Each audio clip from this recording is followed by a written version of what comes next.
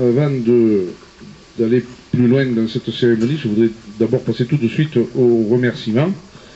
Remercier bien entendu tout particulièrement la famille, encore une fois la famille Jallier qui a fait le déplacement, et vous savez que cette cérémonie prend toute son ampleur lorsque bien sûr la famille Jallier est auprès de nous.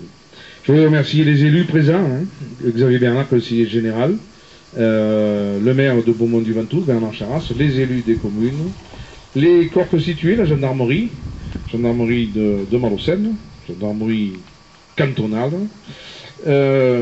les représentants des corps constitués, les représentants des associations patriotiques, mesdames et messieurs les porte-drapeaux. Je voudrais excuser le responsable de l'ONAC, M. Patrick Hannet, qui est représenté aujourd'hui par M. Largot, qui est président départemental du LUDAC et premier vice-président du conseil départemental de l'ONAC. Je dois excuser Albéric Marmont de la Fédération vauclusienne des anciens combattants, Albéric Marmont qui est retenu, et M. Robert Montpellas qui est de l'association Croix de guerre valeurs militaires. Voilà. Alors, avant d'aller plus loin, si vous en êtes d'accord, je vous propose d'écouter le chant des partisans.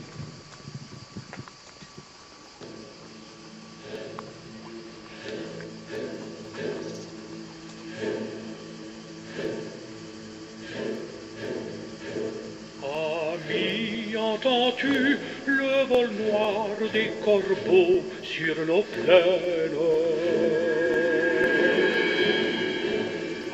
Ami, entends-tu les cris sourds du pays qu'on enchaîne?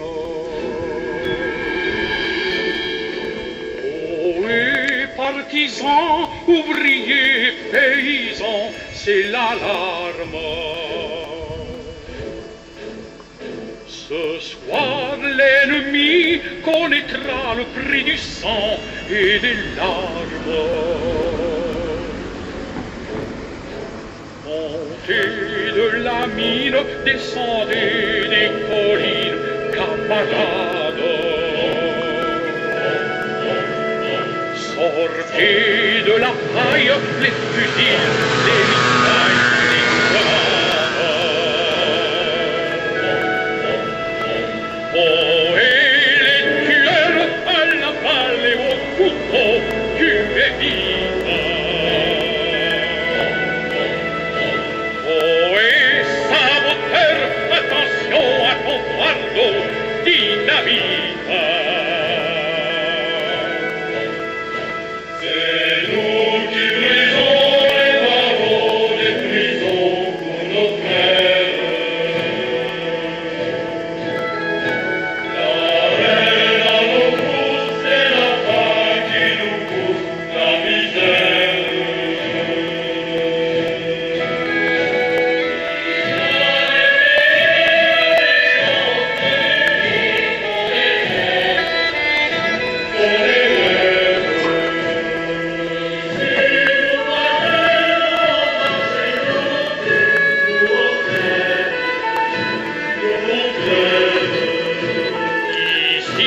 Chacun sait ce qu'il veut, ce qu'il fait quand il passe. Ami, si tu tombes, un ami sort de l'ombre à ta place. Demain du sang noir séchera au grand soleil sur les routes. Si les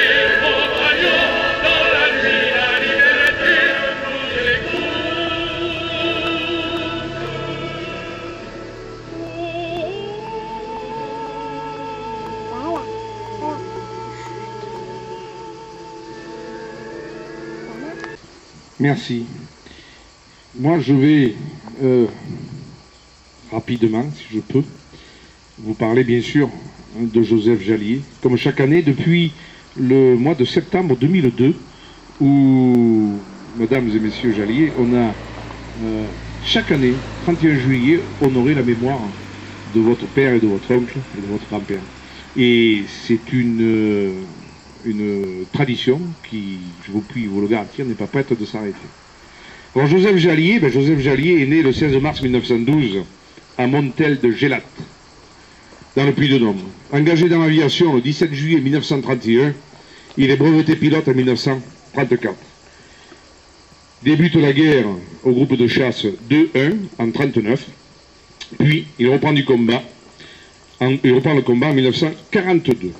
Commandant d'escadrille au groupe chasse 2-3, Dauphiné, il participe aux opérations menées depuis la Corse contre les forces ennemies en Italie et en Provence. En effet, depuis avril 1944, le groupe Dauphiné fait partie de la 4e escadre qui opère sous commandement américain. Avec les P-47 Thunderbolt, les pilotes effectuent des missions pour préparer le débarquement en Provence. Le 31 juillet, c'est une mission sur le Vercors qui est programmée. Mais voici plutôt le récit du capitaine Menu. Il est 7 heures, sur le terrain d'Alto en Corse. Les pilotes français se préparent. Les 24 Thunderbolt, imposant armada, sont alignés en bout de piste. La veille, le groupe a reçu l'ordre de monter les réservoirs d'ailes sur les avions et le personnel a essayé de deviner quelle serait la prochaine mission. Au petit matin, les pilotes sont rassemblés dans la salle d'opération. Et voilà la mission. Attaque à la mitrailleuse de tout ce qui est allemand dans le Dauphiné. Au retour, mitraillage des terrains d'Orange et d'Aix-les-Milles occupés par les Allemands. 7h55, les hélices tournent. 8h, le signal est donné par la tour. 1 à 1, chaque P-47 enlève en bout de piste ses 7 tonnes. Rassemblement au-dessus de la piste. Le dispositif se forme. Chacun à sa place bien déterminé pour voir le ciel et protéger ses voisins, puis prendre le cap 315 vers la mer. Bientôt, plus rien en vue que l'immensité de la Méditerranée à traverser. Altitude 5500 mètres, les côtes italiennes apparaissent en fond de tableau, leur sommet couronné d'énormes cumulus blancs. Voici enfin la France. Nous survolons Cannes. Les côtes sont hospitalières aujourd'hui. D'habitude, les patrouilles sont accueillies par les 88 Allemands qui tirent bien, même lorsque les nuages empêchent les servants de les voir. Nous avons nos petites chances au retour. Le cap est pris sur le Dauphiné et la descente commençait vers le versant français des Alpes qui se déroule sous nous après quelques minutes. Prise de cap 290 jusqu'aux objectifs respectifs. Le Mont Blanc et le Pelvoux sont des repères précieux pour le chef qui vient trouver son objectif au milieu d'un enchevêtrement de rochers, de torrents et de routes enlacées. L'objectif arrive enfin. Il est là. Les groupes de 4 avions se séparent. Chacun va accomplir sa besogne. 8 pilotes dans chaque vallée, l'œil rivé au sol, le doigt sur la détente.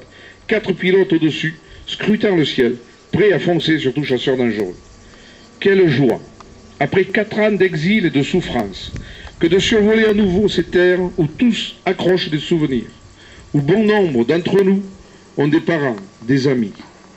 Mais aussi, quelle tristesse de voir ces villages brûlés par l'ennemi en lutte contre les partisans. Qu'allons-nous retrouver en rentrant? Mais l'heure n'est pas au sentiment. C'est la guerre qu'il faut faire pour trouver l'ennemi, partout où il est. Les routes sont désertes, les villages brûlés. Pas âmes qui vivent dans les rues. D'aussi et de là, quelques planeurs allemands. Beaucoup sont détruits par le feu. Est-ce là l'œuvre des partisans? Nous le souhaitons vivement. Et l'aspect des lieux montre que la lutte a dû être rude. 10 minutes après, les avions s'y retrouvent. Il en manque un. Non, il rentre avec son coéquipier, son moteur ne tourne plus et il lui reste 600 km pour entrer à sa base. Bonne chance à lui. Cap au sud maintenant. C'est aux avions allemands qu'il faut s'attaquer pour les détruire au nid. Au loin, à notre droite, la vallée du Rhône s'étend paisible sous une brume bleue. Un bonjour.